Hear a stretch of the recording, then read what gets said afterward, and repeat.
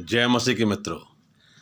कई बार जिन लोगों को हम बहुत छोटा समझते हैं वे लोग बड़े बड़े काम कर जाते हैं, क्योंकि वचन में लिखा है जो लोग परमेश्वर के वचनों को अपने हृदय में रख छोड़ते हैं, यदि वो साधारण भी हों तो परमेश्वर उनके द्वारा असाधारण काम कर देते हैं। ये परमेश्वर का अद्भुत प्रेम है, अद्भुत दया है जो उसने मनुष्य जाति को दिया है। नए नियम में फिलेमोन के घर की कलीसिया के नाम प्रेरित पौलुस एक शानदार संदेश देते हैं। फिलेमोन की पत्री में एक ही अध्याय है, 25 आयतें हैं, लेकिन उसमें एक चरित्र है जो बहुत ही महत्वपूर्ण है जानना कि उससे पौलुस क्यों प्रेम रखते हैं और तीमुथियुस को उसके बारे में क्या कह रहे हैं। और उस जवान बच्चे का नाम है उनेसिमुस।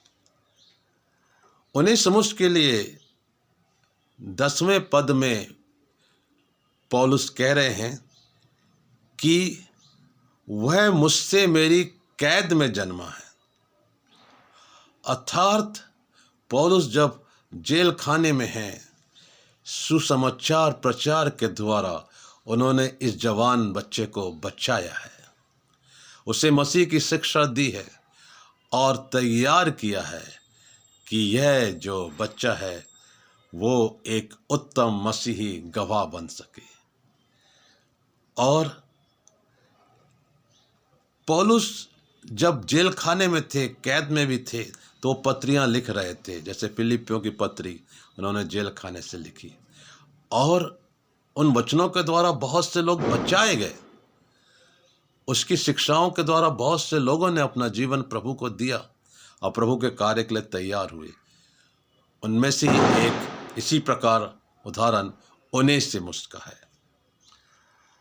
और 11वें पद में उनेसिमुस के लिए पौलुस कह रहे हैं, वह तो पहले तेरे कुछ काम का ना था, पर अब तेरे और मेरे दोनों के बड़े काम का है। जब हमें सीनियर लोग शिक्षा देते हैं, प्रशिक्षित करते हैं, तो याद रखिए कि वो हमें एक अच्छा जीवन का पाठ पढ़ा रहे हैं।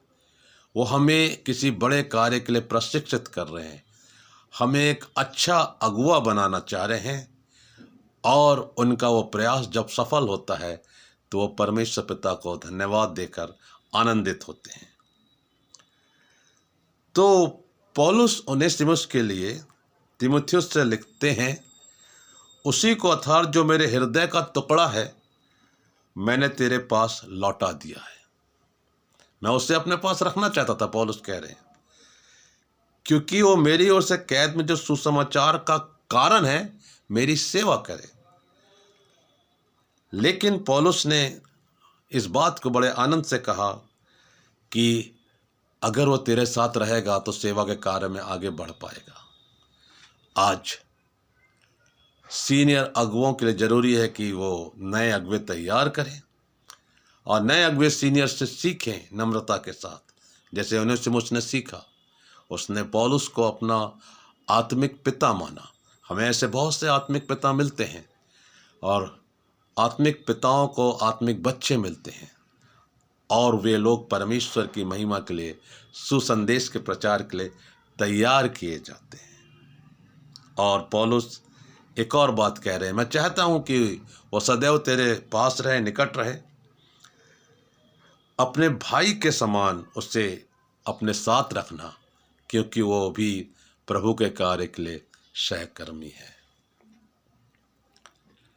जो साधारण लोग हैं जब उनको परमेश्वर की महिमा के लिए अर्पित करते हैं वो बड़े समर्पित भाव से काम करते हैं। इसलिए परमेश्वर ने सुसमाचार प्रचार का कार्य, सेवकाई कार्य हर एक वर्ग के लोगों को दिया है। उसने कोई वर्ग विभेद नहीं रखा। परमेश्वर पिता ने सबको अपनी महिमा के लिए चुना है। डॉक्टर विलियम कैरी तो मोची थे, लेकिन परमेश्वर ने उनको कितना बड़ा थियोलॉजियन बनाया। उन्होंने भारत में आकर सेवा की।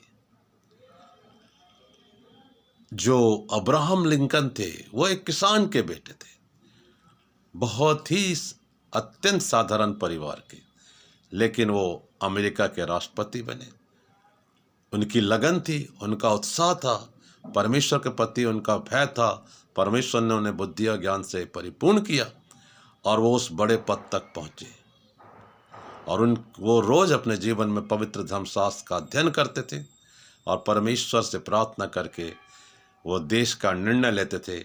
इसलिए उन्हें अमेरिका के सफलतम प्रेसिडेंट्स में से एक माना जाता है। इसलिए यदि आपको लगता है कि आप बहुत साधारण हैं, बिल्कुल चिंता ना करें, परमेश्वर आपसे बड़े काम करवाएंगे। वचनों के द्वारा परमेश्वर पिता हम सबको बहुत बहुत आशीषें दे। आमीन।